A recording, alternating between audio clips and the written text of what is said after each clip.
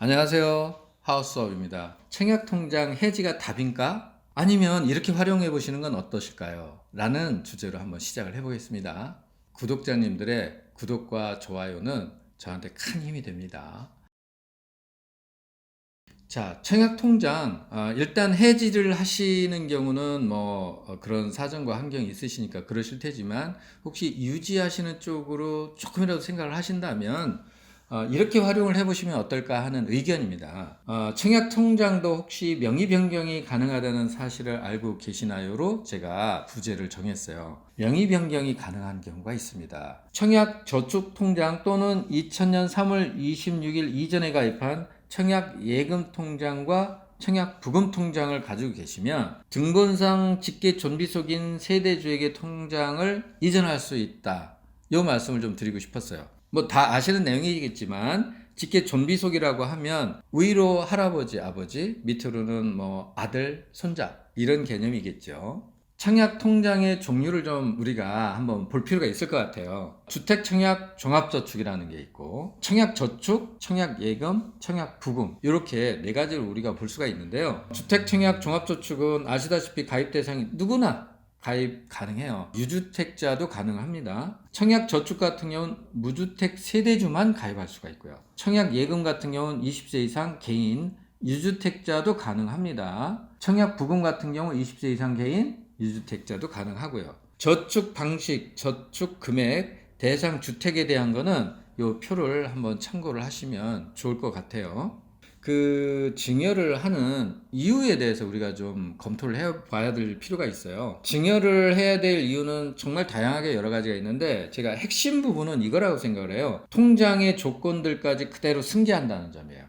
2030 세대에게는 청약에서 엄청 유리한 위치로 올라올 수 있는 방법이기도 해요. 보통은 2030 세대 같은 경우는 청약 가입 기간이 굉장히 짧을 수밖에 없어서 상대적으로 불리하죠. 그래서 특공을 노리는 경우가 대부분이에요. 이렇게 청약 통장을 증여를 받는다면 그러면 엄청나게 유리한 조건으로 올라올 수 있는 그런 장점이 있기 때문에 증여가 굉장히 파워풀해지는 거죠. 청약 저축과 2000년 3월 27일 이전에 가입한 청약예금, 청약부금은 언제든지 명의 이전이 가능합니다. 주택청약 종합저축과 2000년 3월 27일 이후에 여기는 이전이고요. 이후에 가입한 청약예금, 청약부금은 가입자가 사망한 경우에만 증여가 아니라 상속으로만 가능을 한 거죠. 청약예금과 청약부금 통장 같은 경우는 요 날짜를 잘 기억을 하셔서 전인지 후인지 요걸 체크를 해보시면 좋을 것 같아요.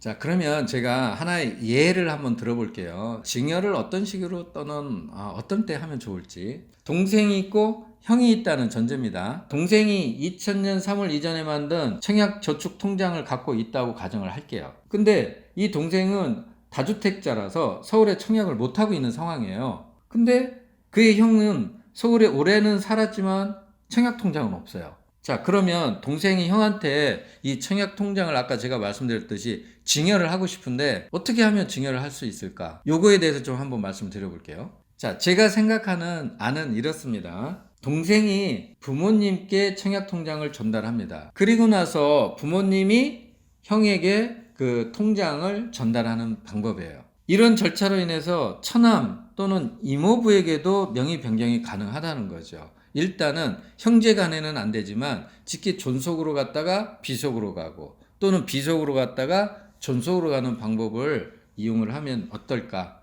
이렇게 생각을 합니다. 자, 그러면 우리가 증여를 하는데 막 증여하면 되느냐? 직계 존비속만 되면 되느냐?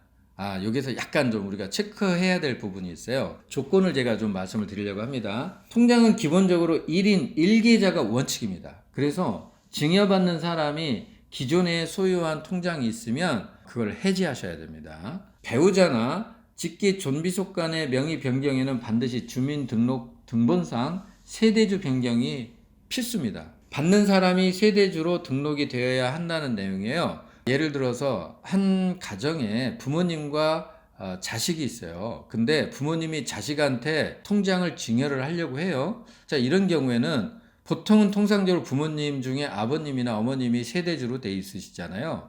그러면 아드님한테 증여를 한다고 봤을 때 그 그 전에 아드님이 통장이 있는지 없는지 확인하고 있으면 해지해야 될 거고요. 또 아드님을 세대주로 일단 변경을 해놔야 된다는 겁니다. 그래서 아드님이 세대주로 된 상태에서 아버님이 아드님한테 증여를 해야 됩니다. 그 순서를 지키셔야 돼요. 청약통장 명의 변경은 증여에 해당이 됩니다. 10년 내에 성년 같은 경우는 5천만 원까지 공제가 돼요. 부부간에는 10년 내에 6억까지 공제가 되거든요. 그러니까 요 금액 내에서 증여가 되는 거는 증여세가 없어요. 공제가 되기 때문에. 그러나 그게 넘어가면 증여세가 있을 수 있습니다. 10년 동안 다른 증여 있는 거를 다 합산해서 계산을 해 보셔야 됩니다. 명의 변경 시에는 증여세 신고 납부도 체크를 하셔서 본의 아니게 불성실 신고나 아니면 무신고나 이런 불이익을 당하지 않으시도록 체크하시는 것도 중요한 것 같아요.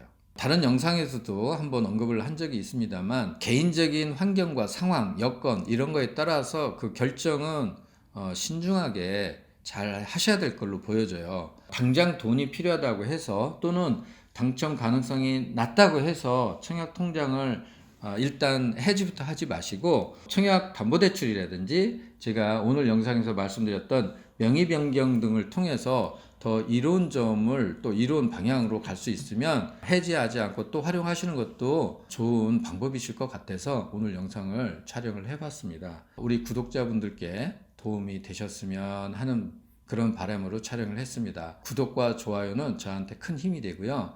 앞으로 더 좋은 자료를 가지고 찾아뵙도록 노력하겠습니다. 감사합니다.